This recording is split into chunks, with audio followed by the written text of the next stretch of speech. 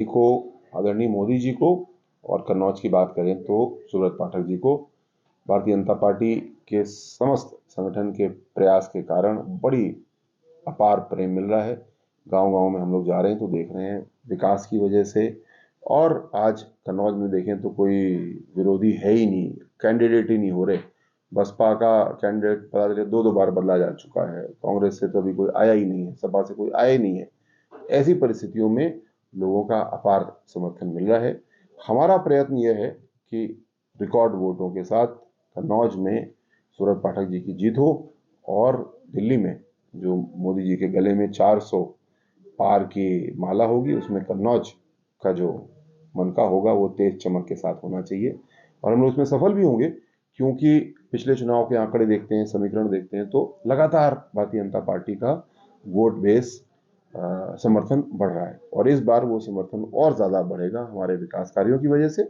और साथ साथ कोई भी धर्म हो, संप्रदाय हो, सबका साथ सबका विकास हम लोग ने करने की कोशिश की है। सर, बात 400 पार की हुई तो अखिलेश यादव ने आज जनसभा से बयान दिया, कहा कि अगर बीजेपी 400 पार का नारा दे रही है तो मुख्यमंत्रियों को जेल क्यों भेजना पड़ रहा है।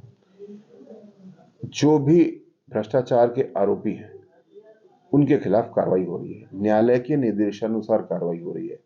अगर मुख्यमंत्री की बात करें तो अरविंद केजरीवाल जी को गिरफ्तार किया गया हमारी वेशना एजेंसी द्वारा, लेकिन उनको बेल देना ना बेल देना ये न्यायालय का निर्णय है। न्यायालय ने आदेश किया कि इनको जेल में रखो। हाईकोर्ट गए, हाईकोर्ट ने भी कहा कि इनके खिलाफ पर्याप्त साक्ष्य है, इनकी बेल नहीं हो सकती। सुप्रीम कोर्ट भी वो जा सकते हैं, सुप्रीम कोर्ट अपना निर्णय देगा। तो 2014 में जब मोदी जी को हमने आपने चुना था तो इसी बात के लिए चुना था कि भ्रष्टाचार के विरुद्ध कार्रवाई होनी चाहिए।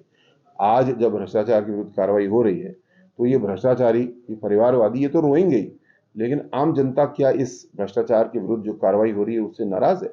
आम जनता बहुत खुश है। आम जनता तो चाहती है कि भ्रष्टाचार के खिलाफ, भ्रष्टाचारियों के खिलाफ और कार्रवाई होगी और ये कार्रवाई और आगे बढ़ेगी।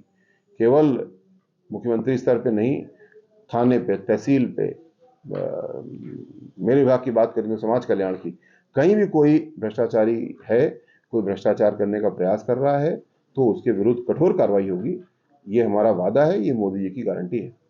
तो मुख्यमंत्री योगी आदित्यनाथ ने आज जनसभा में संबोधित करते हुए कहा कि उत्तर प्रदेश में नो दंगा सब चंगा। बिल्कुल सही, लेकिन ये ऐसे नहीं हुआ है, इसमें बड़ी मेहनत हुई है। योगी जी ने लगातार हर त्योहार, हर अवसर पे कानून व्यवस्था को चुस्त दुरुस्त रखने के लिए अपने हाथ में लगाम स्वयं रखी।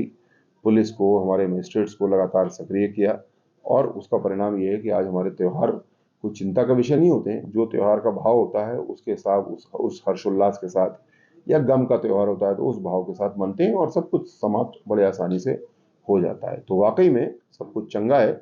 लेकिन अगर दंगा हो रहा होता, जो सपा की सरकार जो लगातार दंगा कराती थी, एक के बाद एक दंगे खत्म ही नहीं होते थे और उसी का परिणाम था कि उत्तर प्रदेश में कोई उद्योग नहीं लगाना चाहता था, कोई काम करने नहीं आना चाहता था, हमारे बच्चे नहीं पढ़ना चाहते थे, यूपी में जाते थे दिल्ली और मुंबई पढ़ने।